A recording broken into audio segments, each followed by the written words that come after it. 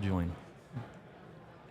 All right, thank you everyone for joining. Did you know the ESCO HVAC show? We are broadcasting live from the 2023 National HVACR Education Conference, and we are joined once again with Kate Harton from Hudson Refrigerants. Thank you so much, Kate, for joining us.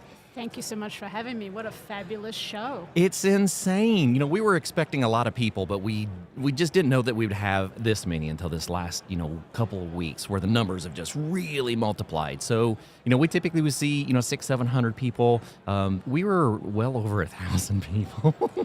And you can see they're engaged, they're walking around, they're attending sessions. They're not here at Vegas gambling, they're here to learn about HVAC, which is really encouraging. That is, it lets us know that our industry is striving to push forward, and that's a wonderful place for us to be. And this is just one little piece. So we're up on the stage, so there is rows of different things going on behind us. So you'll see people coming and going and, participating. And so we wanted you to be able to see a little bit of what it is like live at one of the conferences. And so many classes. I mean, we had classes that we couldn't fit them all in. We didn't have enough space for all of them. Oh, absolutely. And you're starting at 7 in the morning and you're still going at 6:30 at night. Yeah, exactly. And I'm out here at 5 getting things ready. It makes for a lot of interesting things. So let's talk a little bit about, like our last conversation, we spent a lot of time talking about our refrigerant transitions, right? Our phase down, not phase out, because there's still a 15% remainder of HFCs once we get to the end of the phase down. Exactly. We've talked about reclamation in general for all refrigerants, but for our HFC refrigerants, we really we have some struggles that we're going to have to get past. So it's about making sure that we educate our industry on what we need to pay attention to in recovery. So let's dive a little bit deeper and talk about things that you're seeing in the industry right now. Yeah, absolutely. And we've been spending a lot of time at Hudson really engaging with all parts of the reclamation channel. Sure. But at the end of the day, it really starts with the technician in the field. Yeah. And if they don't understand how to do recovery, why to do recovery, what to do with recovered refrigerant, then it's kind of all for naught. So Exactly. sessions like this, educational activities like this is really key to be able to help folks understand what the importance is, how easy it is, and to dispel some of those myths that people think are fact, but really are fiction. And that is a big thing in our industries. We get stuck in a rut of doing the same things over and over, learning the same bad principles over and over, without ever receiving the firsthand information of how we're actually supposed to manage those things. So that's why we're so adamant here at ESCO to make sure that we have our industry professionals that are the first line educators on these topics. And so that is why we have you here with us, Kate. Absolutely. And as regulations change, so does the market.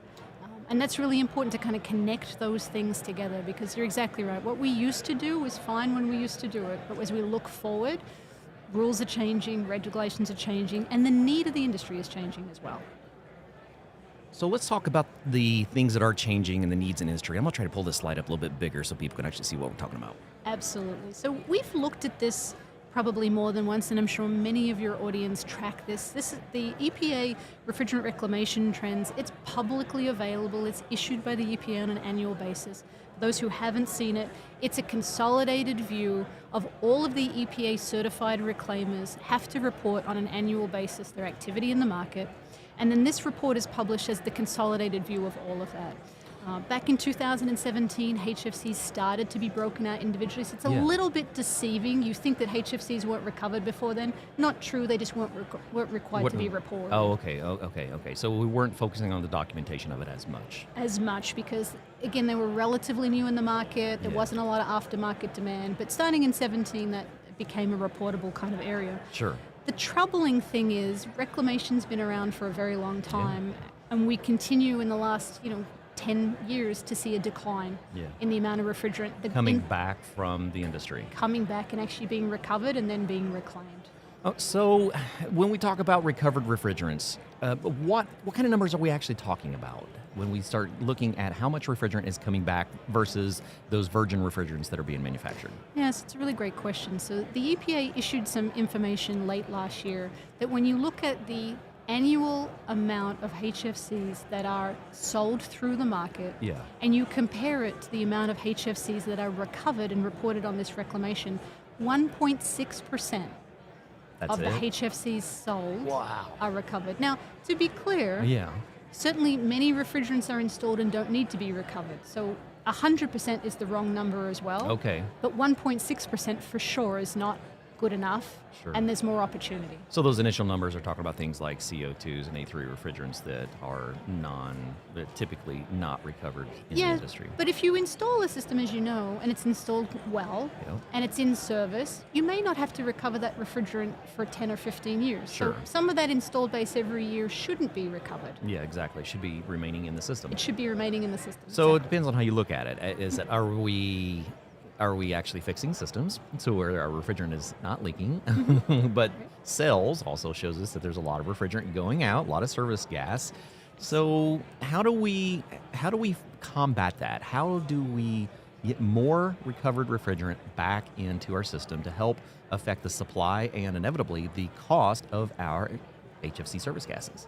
Absolutely. It starts with making reclamation as easy as possible to deal with an EPA reclaimer. It starts Okay. with making recovery mandatory. When Yeah. you go out to a system, you know how to do it efficiently, effectively. You know what to do with that recovered refrigerant, and you know that you're going to get paid for it. Yeah, so that's a biggie. So in the past, there hasn't been as much value for recovered refrigerant, especially if you had mixed refrigerant, because some of our distributors would charge a pretty significant amount if it was a mixed refrigerant. So the cost of refrigerants going forward is probably going to be affected by how much of that refrigerant gas we bring, or that recovered gas. Absolutely, and that's one of my myths I want to talk about. All right. So anything else we want to cover on the trends on this particular one? No, other than we have to turn this around. As an Okay. industry, we're going to turn this one around. All right, this is the one that I love talking about so much because it's completely miscommunicated in our industry. Very few people truly understand that transition of refrigerants, that phase down of HFCs. So I was doing a class up in DC for a distributor last week, and we were talking about this transition of refrigerants and why the cost of refrigerants. One of the questions I asked, does anybody see an increase in price of R410A in 2022? You know, a lot of hands went up. And so the next question was, does anyone understand why HFC refrigerants prices went up a little bit in 2022? Not very many people did. And the thing that we really need to help people understand is this phase down of HFC refrigerants. This is all HFCs. These are the refrigerants we know on a daily basis, our R410As, our 404s. A lot of refrigerants that we have been utilizing as our primary refrigerant in air conditioning refrigeration products, they began the phase down last year with a Exactly. 10% reduction in virgin manufacturing of HFC refrigerants. Absolutely. Next year is going to be an interesting one. Next year's going to be incredibly interesting. We stepped down to 40% reduction. Yeah.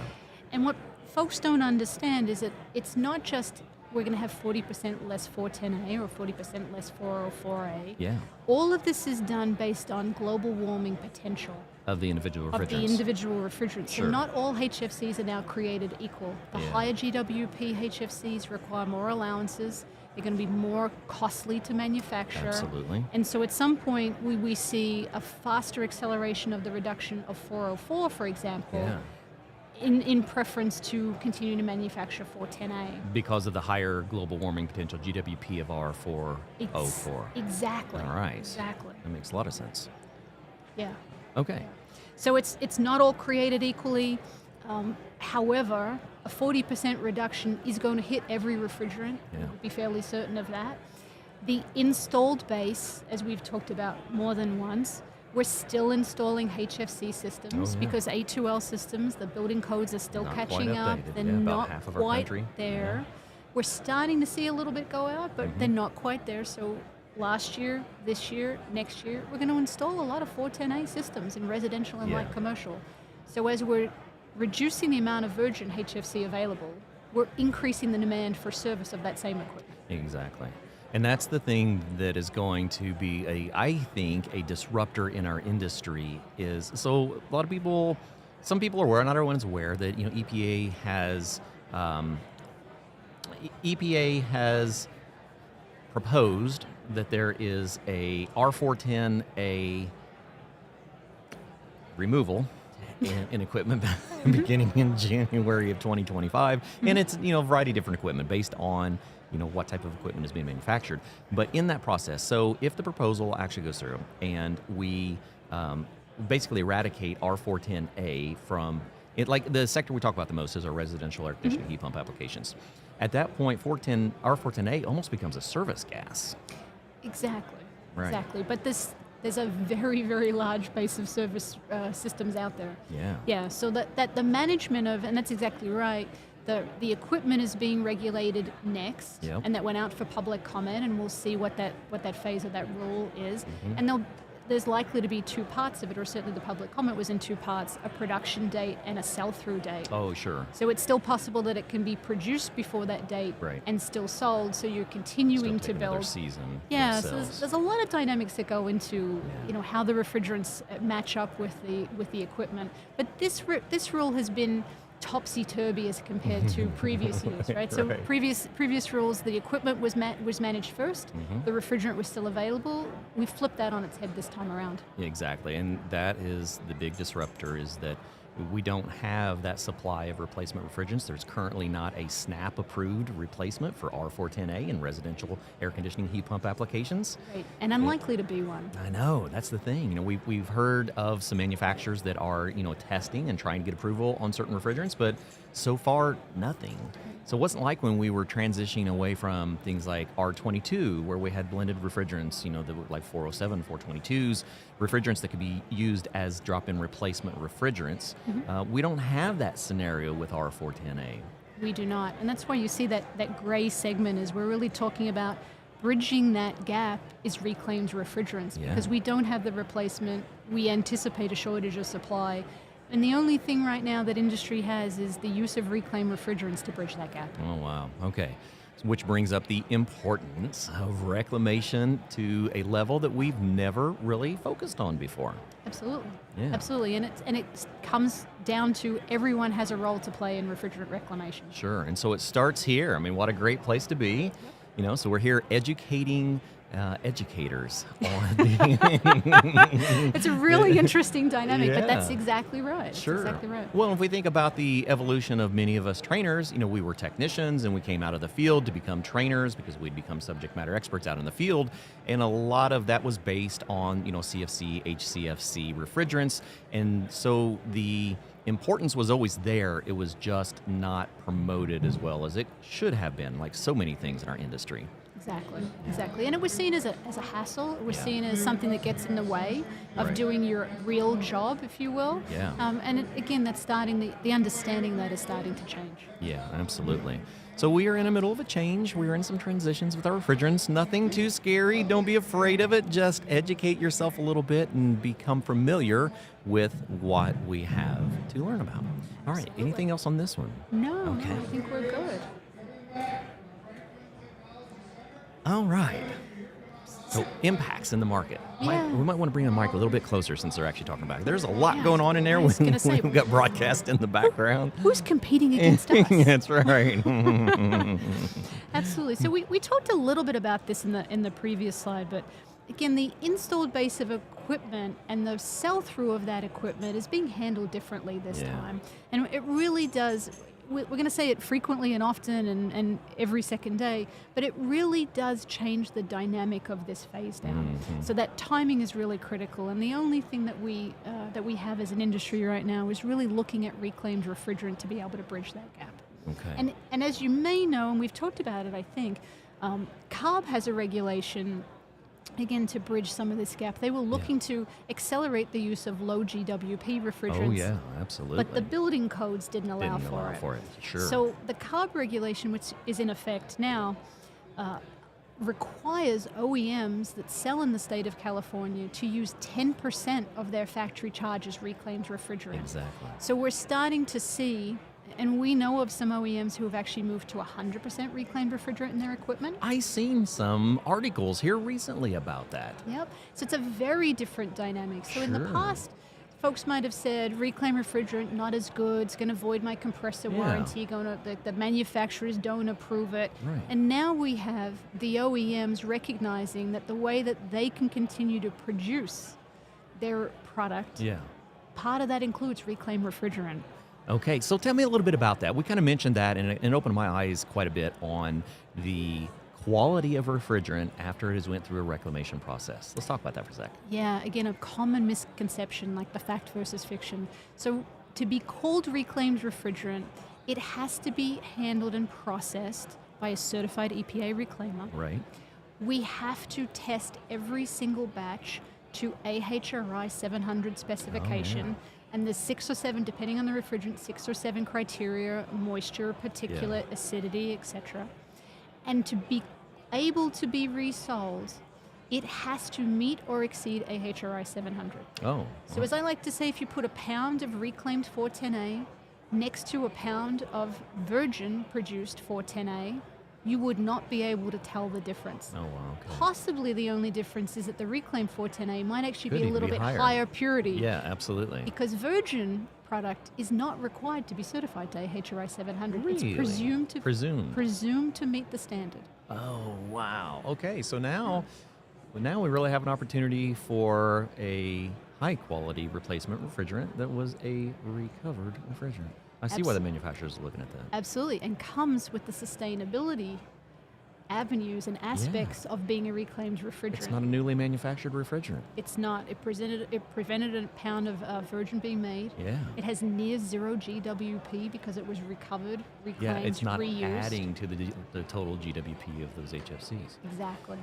Okay, so education on why we need to be very adamant on our recovery processes. Absolutely, and how the industry and the market and equipment manufacturers are looking at it differently. Yeah, because I can imagine that in the past, manufacturers didn't look at recovered refrigerant as new refrigerant for a system. Not at all. Okay, Not at so all. it's driving manufacturers to look at that refrigerant much closer, which means there's going to be even more of a demand. Absolutely. So it's great news, and it's like tear your hair out news because, again, as you said, there's more demand for reclaimed refrigerant, and the reclaimed refrigerant pounds are going down every year. Okay, wow.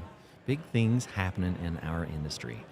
All right, Absolutely. any questions? Oh, hold on just a second. I'll grab some chat real quick. Ooh.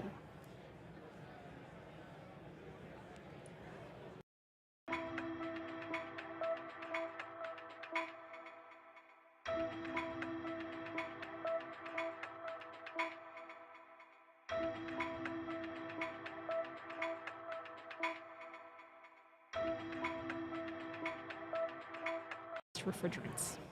Okay. Oh, sorry about that. Hit the wrong button. All right, let's go over it again. So we define. All right, so let's dive a little deeper into that.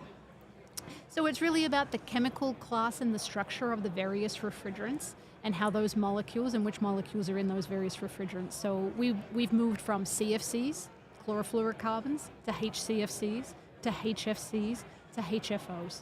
So there's lots of kind of elements to it and the chemistry behind it, but they are different categories. Generally, they tie to environmental properties as well. So CFCs, most of us would be familiar with, high ozone depletion, high global warming potential. Mm-hmm.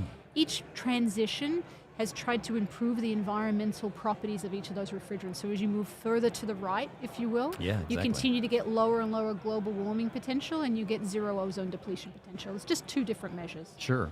I enjoy studying the history of our industry, and so part of that is studying the history of refrigerants. So when we look at the history of refrigerants, why we've made these transitions, because we get that question all the time. Why are we transitioning from refrigerants if they work? Well, it all comes down to how it affects the environment that we live in. Absolutely. Our original refrigerants were flammable, they were toxic. We created CFC refrigerants to be a non-flammable, non-toxic refrigerant. We weren't focusing on the environmental aspect of it at the time. It wasn't a researchable item at the minute. Right.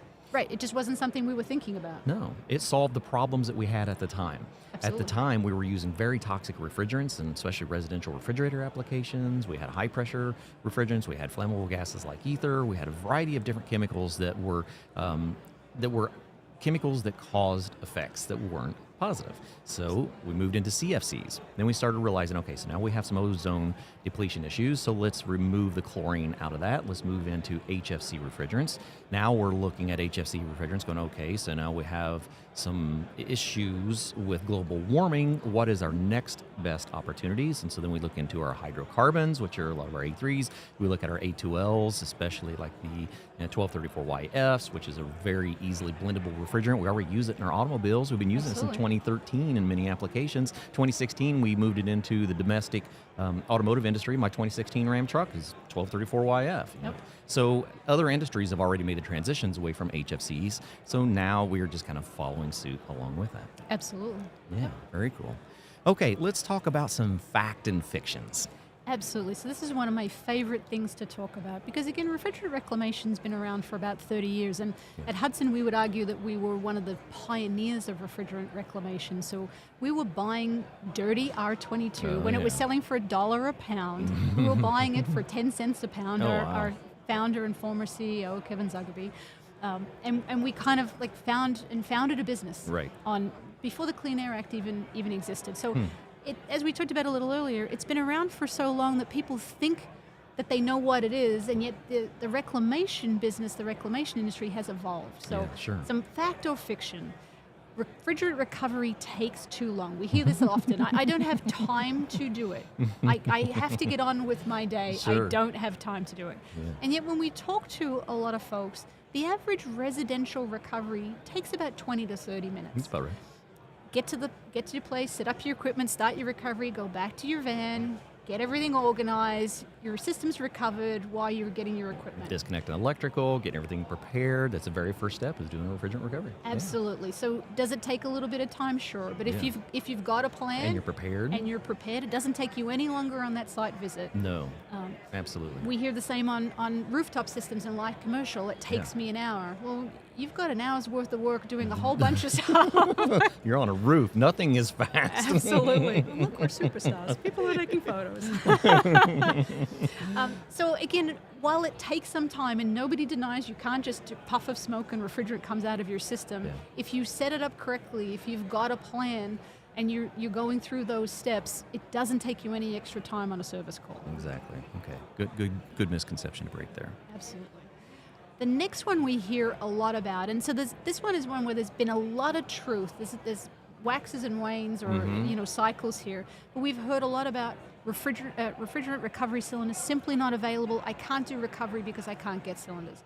And certainly the COVID pandemic and the supply chain tightness, and we could talk about that as a total separate conversation. Sure. But some of that was absolutely true. There was a shortage of steel. There was a shortage of recovery cylinders. But we've seen recovery from that. Yeah. We've moved on from that. And we do have recovery cylinders available.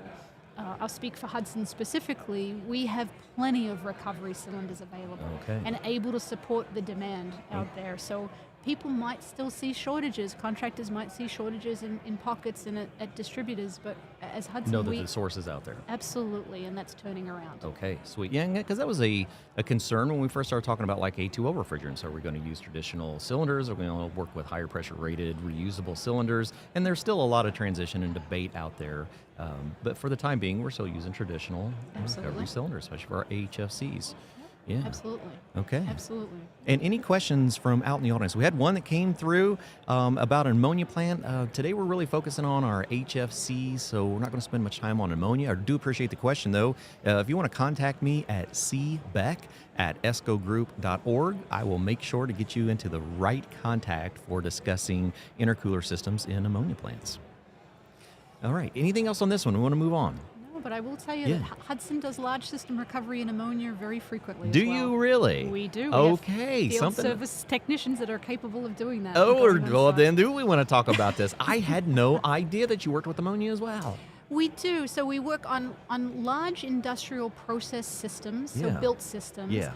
We have a dedicated refrigerant services team, so it's called R-Side Services. We have very specific patented proprietary equipment. We work in a lot in that industrial space, and we assist our end user customers and our large mechanical contractor customers by going on site and doing that as well. Okay, man, that really opens up a whole different side. So yeah, there's your answer for that one, that there is some very good connections at Hudson on our ammonia plants. I'm teeing up the next conversation. We haven't even finished this one. All right.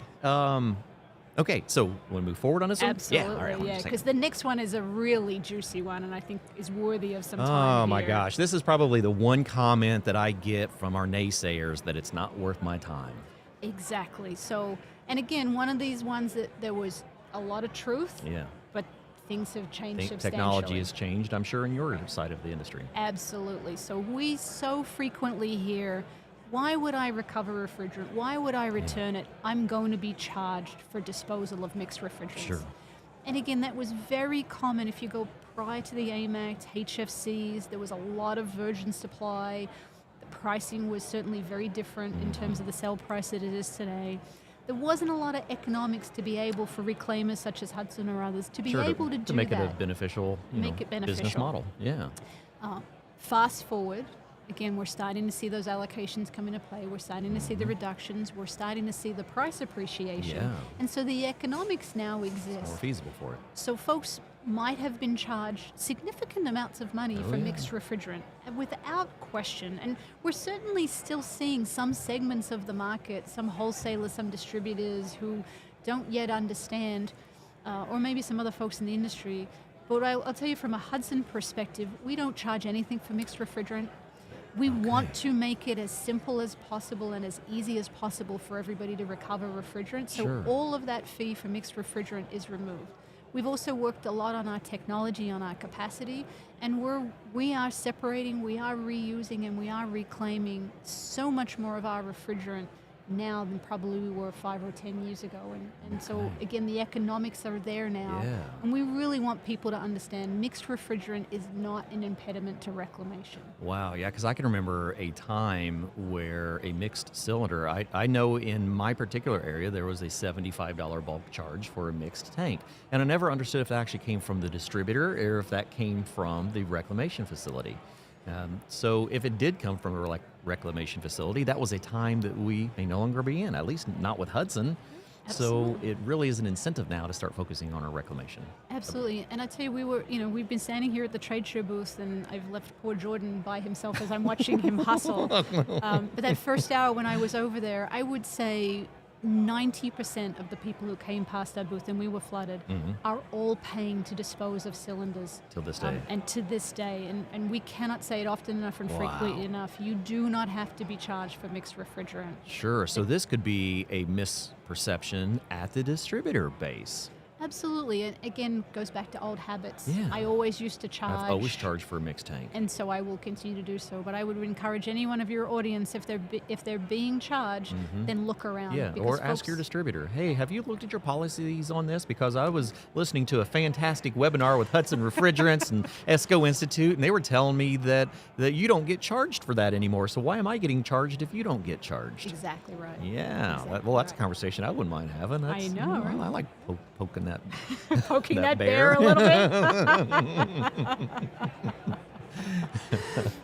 Yeah, why not, right? That's Why right. not? And the other interesting thing is, again, is the economics have changed. In fact, some of that mixed refrigerant you might even still get paid for now. Not only will you not get charged, but it's again It's starting flipping. to flip. Yeah, we kind of touched on that before, and that was an eye-opener to think that our industry is moving that far forward. But if we think about it, I mean, we all know what happened with the prices of R12 when we moved. So of all CFCs, when we moved into HCFCs, we all seen the price changes when we went from HCFCs into HFCs. So what's going to happen as we're moving away from HFCs? I mean, it's simple economics. It's a supply and demand. Absolutely. Right? So we have that ability to impact that and utilize that to an advantage today. Absolutely right. All right, very cool. And the companion myth that goes along with I'm going to be charged for mixed refrigerant is I'm not going to get paid. And we hear a lot. It takes me time. Yeah. I invest. I'm doing the right thing, but I get nothing out of it. And I would challenge that you're seeing that very much change in the industry. Reclamation should become a profit center for most folks. Okay. So contractors, distributors, doing the right thing should be reaping the economic benefits for that. And really, at Hudson, we've talked a lot over the last few years. Start to think about refrigerant as an asset and not as a liability. Sure, yeah. It's not something to be disposed of, it's something to be capitalized on. Especially now that the dynamics have changed a little bit. Absolutely. And that's a significant mindset change. Oh, yeah. But Huh. The other thing we're trying to talk about often to contractors, if you're recovering refrigerant, and generally at the prices that we have now and the market economics that we're seeing now, Yeah. you should, just as a rule of thumb, you should be able to cover the gas for your fleet, Yeah, absolutely. which these days is a significant Yeah, cost. yeah, absolutely it is. So it's nothing to sneeze at. But if you just want to put it on parity, Yeah. again, covering Good the gas reference for your vehicles is something that your recovered refrigerant should be able Sure. to do. So you're making a trip to the supply house, and we're going to get some materials, and we're already headed that way. Why not get some reimbursement for a little bit of the fuel on the way there? Absolutely. Yeah, now that's the way to Absolutely. put it into a perspective. Okay, very cool. You ready to move on this one? Yep, absolutely. Yep. Oh, yeah, there's an interesting one. Yeah, and again, this is one of my favorite ones to talk about. When you talk to folks out in the field, I do it because I have to. Yeah. Not because I want to or because I need to, but because it's the law. And so compliance with the law right off the bat, great. Yeah. Right? And doing the right things, because there certainly are some folks out there who are not doing the right things. So Sure. reclaiming because and recovering because it's the law, hats off. But at the end of the day, it's not just because it's the law. It's all the things that we've talked about, throughout this Personal conversation. responsibility. It's the responsibility. It's almost becoming your own producer. Yeah. It's recovering that refrigerant for reclamation so that it's available for years to come.